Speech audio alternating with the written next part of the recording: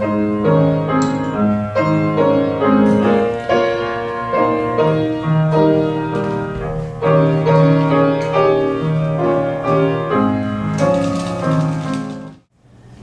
우리에게 주신 하나님의 말씀 마태복음 9장 15절입니다.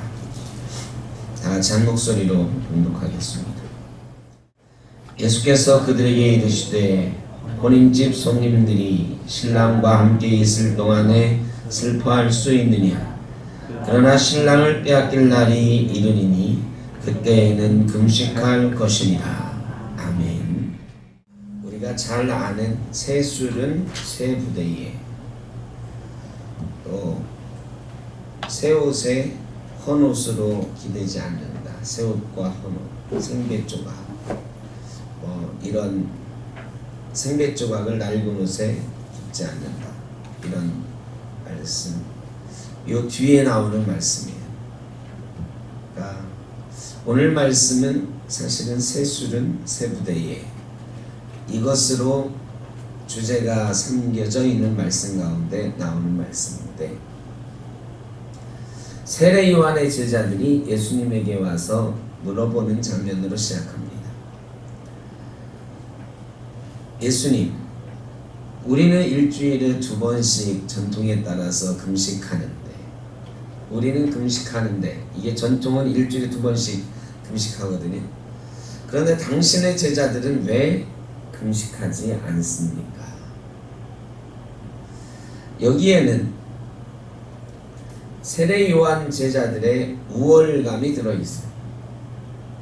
우리는 이 유대인의 전통에 따라서 금식을 잘 한다. 우리가 영적으로 제대로 된 것 아니냐? 우리가 하나님의 백성으로 더 잘 사는 것 아니냐? 당신 제자들은, 예수님 당신은 훌륭하신지 몰라도 당신 제자들은 영 아니올시다. 이 말 속에는 당신 책임도 좀 있지 않습니까? 이런 말이 숨겨져 있는 거죠. 근데 세례 요한 제자들은 예수님에게 물어보기 전에 세례 요한한테 먼저 물어봤어야 돼. 자기 스승한테 먼저 물어봤어야 돼. 이때는 세례 요한이 죽기 전이거든요. 세례 요한한테, 스승님, 우리는 이렇게 열심히 금식하는데 저희 예수님 제자들은 왜 금식 안 합니까? 이렇게 물어봤으면 세례 요한이 뭐라고 대답했을까요? 그건 되게 궁금해요. 세례 요한한테 먼저 물어봤으면 세례 요한이, 야, 옛날 거를 유추해보면 그분하고 나하고는 게임이 안 돼. 그분이 제자들한테 금식 안 시키면 그게 옳은 거야. 괜히 그런 거 가지고 비교하려고 하지 마. 그분하고 나하고는 비교가 안 돼.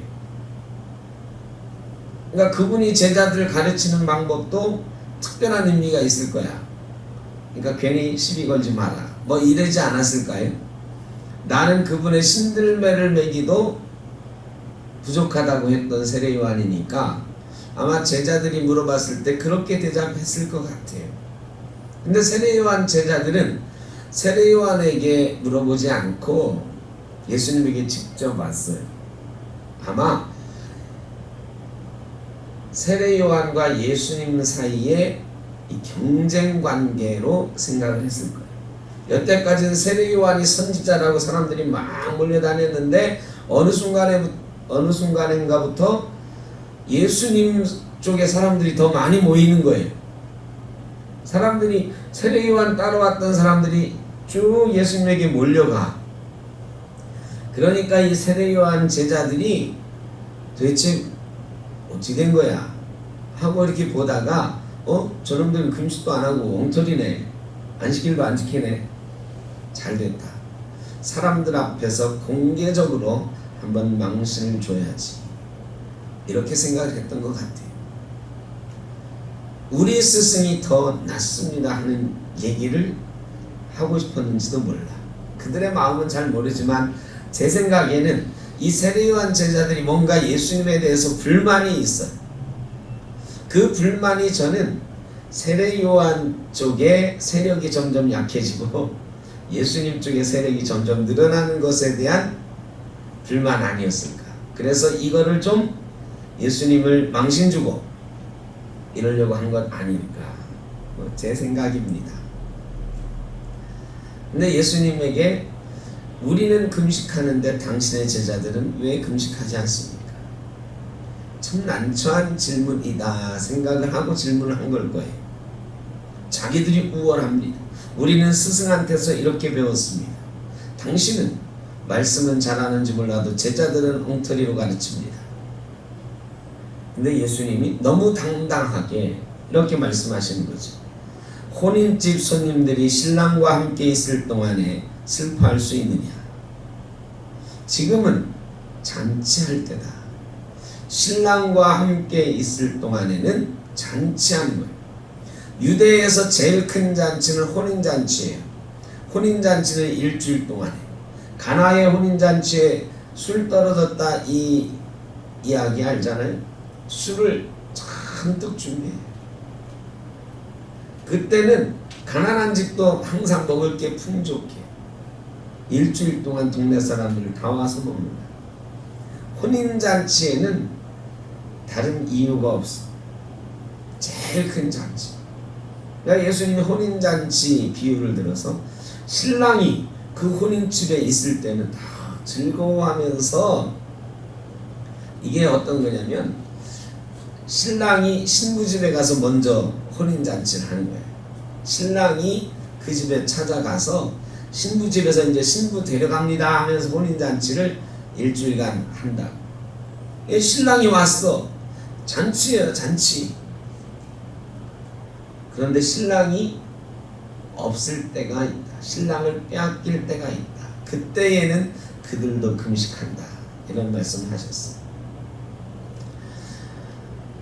이러면서 이제 세포도 주는 세부대에 이런 말씀도 하시는데, 이 말씀은 기본적으로는 예수님이 오시고 나서는 율법의 시대가 끝났다 이야기를 하시는 거예요. 너희가 금식하는 것, 그 율법을 지키는 것, 이것으로 이제 살아갈 때는 지났다. 그럼 지금은 어느 시대냐? 이 신랑이신 예수님이 오신 잔치의 시대예요. 잔치의 시대는 뭐냐? 은혜의 시대. 지금은 주님과 함께 은혜의 잔치를 벌일 때다. 새 시대가 도래했다. 세례요한의 제자들은 아직도 옛 시대를 사는 거고, 예수님은 새 시대를 선포하고 계십니다. 여러분, 우리가 주님과 함께 산다라고 하는 것은 잔치의 시대를 사는 거예요. 은혜의 시대를 사는 거예요. 그런데 우리가 예수 오래 믿다 보면 자꾸 율법의 시대로 돌아가고 싶은 생각이 있어요. 이게 참 희한해요. 예수 믿으면 이 잔치 자리에 있는 사람처럼 자유롭고 행복하고 이래야 돼. 그런데 예수를 오래 믿다 보니까, 뭐 저도 그래요. 저도 아버지 밑에서, 저희 아버지 좀 엄격하신 편이거든요. 아주 원칙주의자시고, 그래서 조금 고지식한 데가 있고 융통성이 없다는 얘기를 들을 때도 있고 막 그래. 이 요즘 그 코로나 이후에 목사님들 이게 만나서 얘기 들으면, 아유, 저렇게 목회해도 되나? 막 이런 생각이 막 들어요. 막 새로운 걸 시도하고, 이전에 우리 전통적인 교회와는 다른 방법으로 자꾸 시도를 하는 거예요. 그 중에 대표적인 게, 지난번에도 제가 수요일날 잠깐 말씀드렸지만, 예배 숫자 이전으로 회복하려고 하면 안 된다. 이게 아주 충격이거든요. 야, 그래도 괜찮아, 안 쫓겨나? 수예배 없앴어? 막 이런 얘기. 어쨌든 좀 예수 믿는다라고 하는 것은 자유로운 은혜의 시대를 사는 거예요. 그 나름대로 근데 이 예배 시간 바꾸면 안 돼. 예전에 저녁 예배 우리 주일날 다 했었죠. 그거 오후 2시로 처음 옮길 때요, 저희 교회는 뭐 나중에 왼쪽에 나중에 생긴 거니까. 근데 그거 정말 힘들었습니다. 정말 힘들었어요. 그 저녁 예배를 오후 예배로 바꿀 때 반발이 대단했습니다. 근데 요즘 저녁 예배하는 교회, 혹시 장로님 친구분 교회 중에 있나요? 저녁 예배하는 교회? 별로 없죠? 별로 없어요. 그게 말이죠. 처음에는 이 저녁 예배를 오후 예배로 바꾼다고 했다가 고생한 목사님들 꽤 있어요. 그게 무슨 소리냐. 근데 지금은 대체로 오후 예배, 2시 예배, 3시. 그러니까 이 저녁 예배의 전통, 이게요 현대 시대에는 안 맞아. 주일날 와서 점심 먹고 다 교회에서 함께 지내다가 오후 예배까지 가. 보통 이래요. 근데 예전에는 어땠느냐, 동네 교회였어. 동네 교회였으니까 다 아침 예배 드리고 어떻게 해요? 다 집에 가. 집에 가서 점심 먹고 이렇게 있다가 저녁 때 다시 모이는 거야. 그게 가능해. 근데 요즘은 교회들이 동네 교회가 아니에요. 멀리서 들어오기도 하고 막 그래. 집에 돌아가면 다시 교회에 못 오는 경우가 많아. 그러니까 점심 먹고 오후 예배 드리는 게 맞아.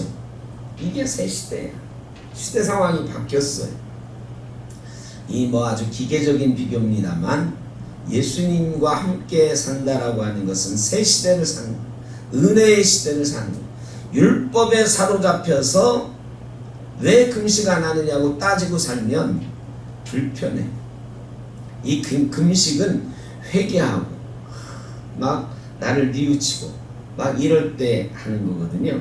슬픔, 회개와 슬픔의 의미가 있어. 근데 예수님과 함께 있을 때는 회개와 슬픔보다는 은혜와 잔치, 은혜와 행복, 이게 더 맞는다. 얼마 전에 제가 충격적인 단어 하나를 들었어요. 야, 예수 믿는다는 건 저건데, 향유. 제가 한동안 향유라는 말을 많이 쓸 것 같아요. 향유. 누린다, 이런 거 누린다. 우리가 예수 믿고 은혜를 향유할 수 없다면 이건 예수 믿는 게 아니다. 우리 삶 속에 수많은 은혜들, 감사할 것들이 있어요. 근데 이거를 우리가 향유를 못해. 이걸 누리지 못해서 늘 어떻게 하느냐? 불만족스러워. 여러분, 우리가 현대사회에서 30년 전보다 누리는 게 많아졌습니까? 적어졌습니까? 어마어마하게 많아졌어요. 어마어마하게 많아졌어요.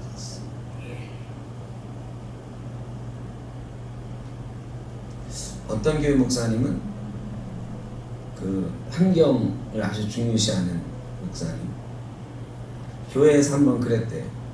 우리 에어컨 끄고 예배합시다. 여러분, 에어컨 끄고 예배합시다. 어떻게 됐을까요? 강보사님, 우리 에어컨 끄고 예배하는 거 어때? 아니, 숨막혀. 하여간 이거 제안을 했대요. 근데 장로님들이 다 그러더라고요. 집에서 혼자 에어컨 끄고 아끼고 이런 거는 다 개인의 자유지만 교회는 시원해야 됩니다. 교회는 집보다 더 시원해야 됩니다. 다 이부동성으로 그러셔서 머쓱해가지고 그냥 취소했대요. 근데 얼마 있다가 국민의회 기사가 크게 난 거예요.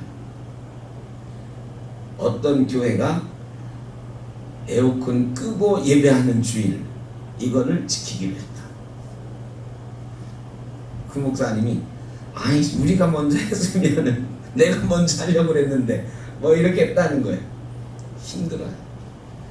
근데 예전에 말이죠, 예전에 우리가 교회에 에어컨 킨 게 몇 년이나 됐을까요? 저도 에어컨 없는 시대를 살아봤는데, 장로님 혹시 기억하십니까? 에어컨 언제부터 교회에 다 있었죠? 권사님 혹시 기억하세요? 언제부터? 그게 한 30년 됐을까요? 그죠? 이게 우리가 정말 어마어마하게 많은 거를 향유하고 있는데 사실은 그걸 몰라요. 그러니까 이게 어떤 데 에어컨이 안 들어올 때도 있어, 고장나서. 그러면 막 덥다고 막 난리거든요. 근데 제가 생각하기에 저 어릴 때는 에어컨이 어딨어. 선풍기. 그것도 지금처럼 흘러가질 않았어. 예배 자리가 꽉 찼어. 바글바글했어. 예배당이 지금처럼 널찍하지 않았어.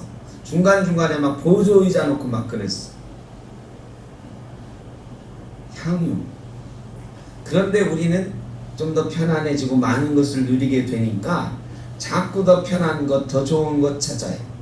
하나님께서 우리에게 허락하신 것을 자꾸 잊어버려요.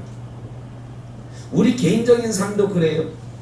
하나님이 은혜로 주신 게 너무 많아. 물질뿐만 아니라 너무너무 많아요. 건강도.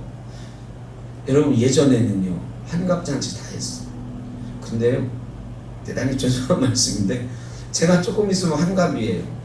몇 년 더 있으면 환갑이야. 저 깜짝 놀랐어요. 우리 목사님들끼리 10몇 명이 환갑 챙겨주는 이렇게 모임 있어요. 환갑 때문에 이게 선물을 이렇게 모아서 해주거든요. 어느새 다 하고 저만 남았어.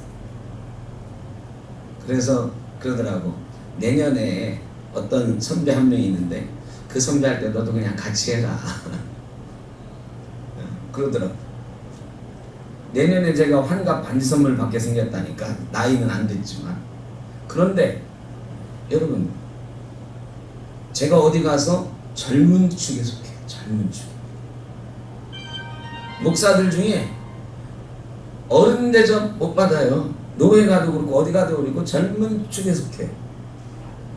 옛날 같으면 제가 작년에 속했어요. 좀 있으면 노년에 가요. 근데 저보고 노년이라고 하는 사람은 저 욕하는 거죠, 있죠. 70이 넘어야 뭐 노년 축에 속해요. 여러분 이거 다 복이에요. 얼마나 많은 복을 우리가 받고 사는지 몰라. 그런데 내 건강이 좀 연약하다고 내가 조금 불편하다고 우리는 불만이 생겨. 은혜를 누리지 못해. 받은 복을 누리지 못해. 향유하지 못해. 예수님과 함께 있는 사람은 잔치할 수 있어야 된다. 행복할 수 있어야 된다. 기쁨을 누릴 수 있어야 된다. 이게 예수님이 지금 하시는 말씀이에요. 그런데 그때에는 금식하게 될 거다. 그때는 언제일까요? 이거는 예수님이 십자가에 못 박힐 때를 말하는 거거든요. 예수님이 십자가에 못 박힐 때 제자들도 금식할 거야, 해야 될 거야, 울 거야, 슬퍼할 거야 이런 소리인데 그럼 지금 우리는 예수님은 이미 십자가에 못 박혔다가 다시 살아나셔 산을 올라가셨어. 이제 다시 오실 일만 있어. 그럼 우리가 슬퍼할 때는 언제일까요? 우리가 금식해야 될 그때는 언제일까요? 우리가 향유하고 은혜를 누려야 되는데 불구하고 사탄이 우리의 마음을 빼앗습니다. 불평과 불만으로 우리의 마음을 채워가는 것. 마귀의 마음으로 채워가는 것. 내 속에 예수는 죽고 욕심만 살아남는 때가 있어. 여러분 이런 때 없습니까? 우리 인생 가운데 수도 없이 많은 시간들이 그런 시간들로 채워집니다. 그때에 우리는 금식해야 된다. 그때에 우리는 슬퍼해야 된다. 은혜를 누리지 못하고 빼앗길 때 말이죠. 하나님의 뜻을 온전히 품고 살아야 되는데 마귀에게 그 마음 빼앗기고 마귀의 마음으로 내 속이 채워질 때 우리 주님께서 유대인들에게 마귀에게 마음을 빼앗긴 유대인들에게 십자가에 못 박으라고 막 손짓을 당하는 그 순간에 제자들이 금식해야 된다고 했던 거죠.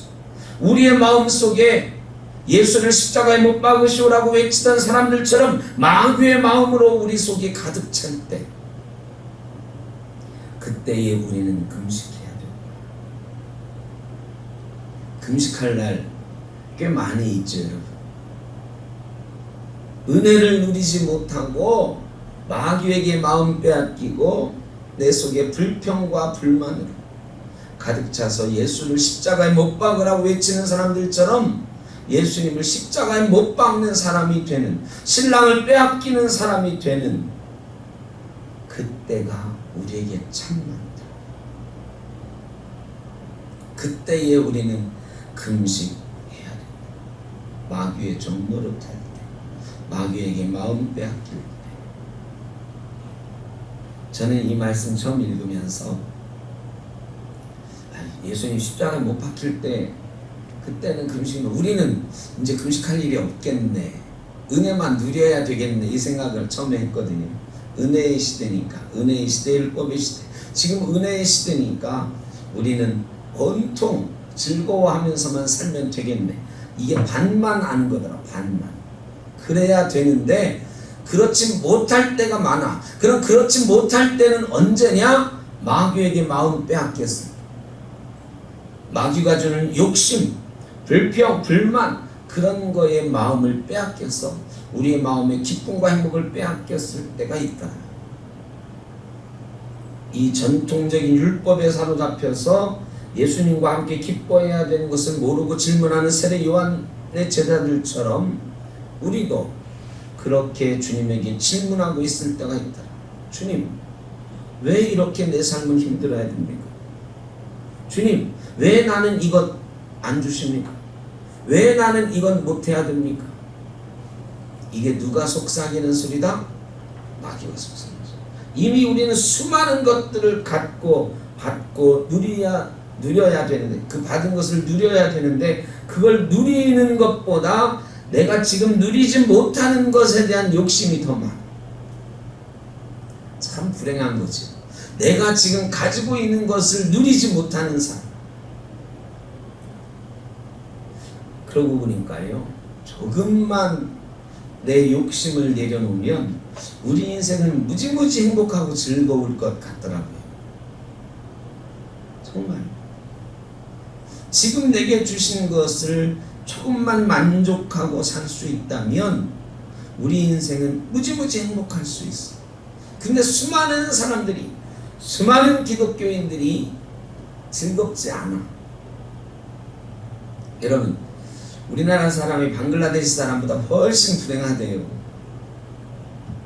우리나라가 OECD 국가 중에서 행복지수가 거의 꼴찌예요. 꼴찌. 거기에는 기독교인 없을까요? 아니, 기독교인도 비슷해. 우리 센터교회 교인들 보고 한번 조사를 좀 해봤으면 좋겠어. 여러분 지금 행복하십니까? 나 무지무지 행복해. 나는 조금 행복해. 그럭저럭 행복해. 뭐 잘 모르겠어. 나 조금 불행해. 나 많이 불행해. 나 무지무지 불행해. 뭐 이런 거 놓고 선택하라고 하면 뭐 무지무지 불행하다는 별로 없으시겠지만, 나 지금 좀 불행해, 조금 불행해, 이런 분들도 있지 않을까. 행복지수가 우리나라가 거의 꼴찌다. 그 말은 우리 기독교인들도 행복지수가 별로 높지 않다. 통계에 의하면 우리 기독교인들이 그래도 예수 안 믿는 사람보다 행복지수가 조금 높아요. 조금 높아. 그래도 좀 예수 때문에 행복한 사람이 조금 더 있는 것 같아. 그런데 행복지수를 전체적으로 보면 방글라데시 아니면 저 나이지리아 이런 사람들보다 훨씬 낮아. 캄보디아, 베트남, 라오스 이런 나라를 꼭 비하하자는 건 아니에요. 근데 우리가 객관적으로 보면 우리보다 훨씬 못 사는 나라라고 생각하는 사람들이잖아요. 근데 그 사람들이 우리보다 훨씬 행복하다. 왜? 그 사람들은 잘 누리고 사는 거예요. 자기들이 가지고 있는 것에 만족하고 잘 누리고 사니까 행복하다. 근데 우리는 내가 가진 것보다 뭐가 먼저 보이느냐? 남이 가진 게 먼저 보여. 왜 저거 나는 없어? 내가 가진 게 별것 아닌 것처럼 보여.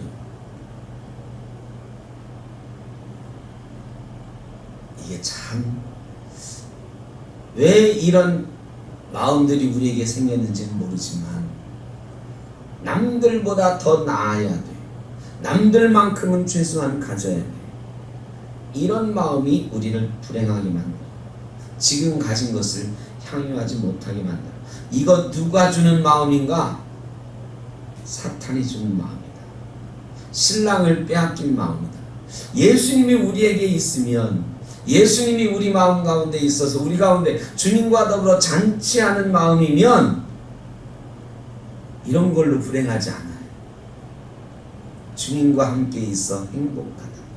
오늘이 7월 1일 2022년 딱 반을 지나서 하반기 시작하는 날, 여러분 행복하십니까? 2022년은 행복하셨습니까? 강권사님 행복하셨어요? 네. 행복하시길 바랍니다. 그때에는 금식해야 된다. 이런 행복한 마음, 만족한 마음을 빼앗기고 불평과 불만과 불만스러운 마음, 불만족한 마음, 불행한 마음들이 사탄에게 의해서 우리 마음에 막 쳐들어올 때 신랑을 빼앗기지 말고 금식하고 기도하라. 오늘 우리가 그래서 기도하러 모인 것 아닌가 그런 생각이 듭니다. 제가요 저 앞 뒤에서 아까 이 파워포인트 넘기면서 생각이 많았어. 이 금요기도회를 어떻게 해? 이 금요기도회 이 자리가 좀 더 막 차고, 제가 늘 말씀드린 수요일보다는 더 많아야 되는데, 그래서 조금 제 마음이 섭섭했어요. 예수님이 금요기도 계속 해야 됩니까? 참 이게 우리 마음, 사탄이 우리 마음을 쉽게 빼앗아가요. 내가 오늘 설교할 말씀이 이건데 설교하기 전에 내 마음을 뺏어가는 거지. 참 이런 마음. 여러분, 근데 하나님께서 우리에게 주신 것, 그래 사람이 우리 적지요. 지금 좀 섭섭하지요. 그래도 우리가 함께 기도할 사람이 있다는 것, 함께 기도할 예배의 자리가 있다는 것, 이런 것들이 행복이어야 되는 거지, 사실은. 그렇죠? 근데 이게 참 마음을 잘 빼앗겨요.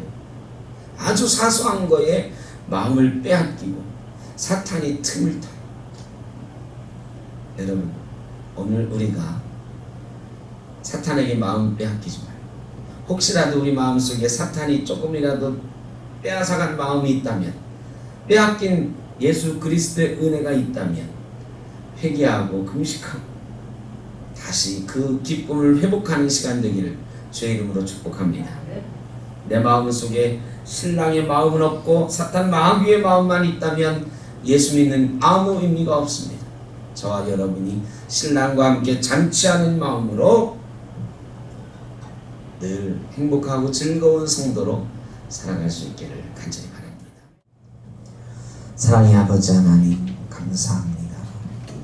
2022년 상반기 참으로 어려웠습니다.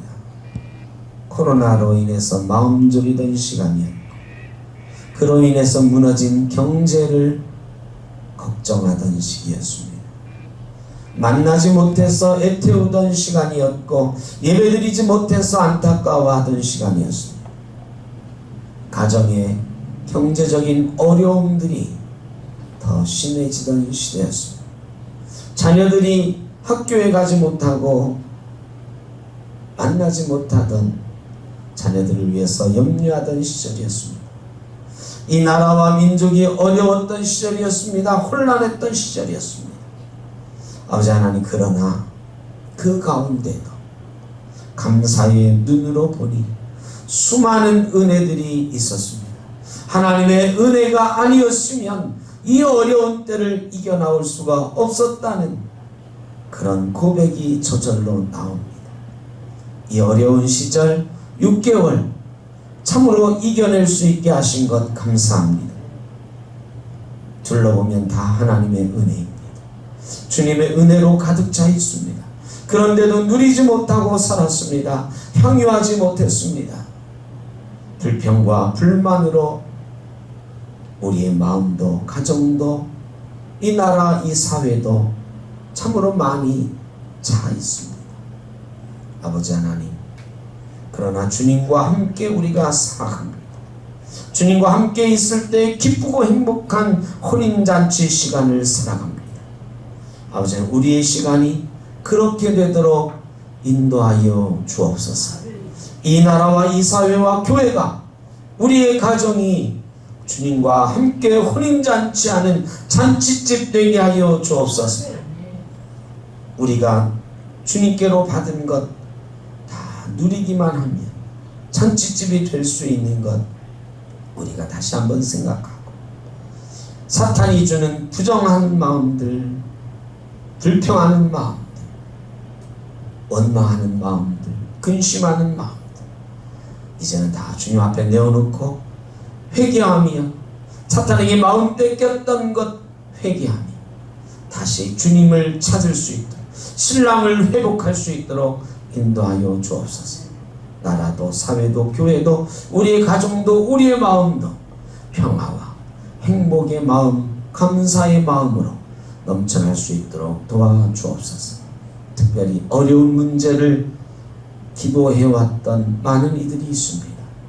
아직 응답받지 못한 많은 일들도 있습니다. 그러나 응답받지 못했더라도 하나님께서 우리에게 주신 은혜들이 많음을 기억하며 이 기도의 제목 소망으로 품고 다시 한번 주님 앞에 무릎 꿇습니다. 소망을 가지고 주님 앞에 다시 한번 기도의 문을 여는 주의 자녀들에게 찾아와 주시고 그 소원 응답하여 주옵소서. 2022년 하반기는 소원이 이루어지며 더 큰 은혜를 누리며 하나님께서 우리를 얼마나 사랑하시는지를 체험하는 귀한 날들 되도록 주님 인도하여 주옵소서. 흩어져 있는 우리 생독교 모든 성도님들도 하나님의 은혜를 누리며 하나님 앞에 무릎 꿇고 기도하며 그 마음 내어놓고 주님을 의지하여 살아갈 수 있도록 인도하여 주옵소서. 주님 없는 사람처럼 살지 않게 하여 주시고 주님과 동행하는 귀한 은혜의 성도로 살게 하여 주옵소서. 어려운 가운데 있는 이들 지켜주시고 영육간에 연약한 이들 그 마음과 그 육신을 붙들어 주옵소서. 회복하는 역사가 있게 하여 주옵소서. 창립 7주년 기념 예배가 다가오고 있습니다. 우리 생덕교회 지켜주신 은혜를 감사하며 그동안 함께 했던 이들이 다 함께 모여서 주의 은혜와 헌신을 감사하며 축복할 수 있는 귀한 시간 되게 하여 주옵소서. 이제는 우리 주 예수 그리스도의 크신 은혜와 아버지 하나님의 무한하신 사랑하심과 성령의 인도하시며 교통하심이 주의 은혜를 기억하며 향유하며 살겠습니다. 다짐하는 주의 자녀들 머리 위에 가정 위에 일터미 이 나라 이 민족 가운데 영원토록 함께 하시기를 간절히 축원하옵나이다. 아멘.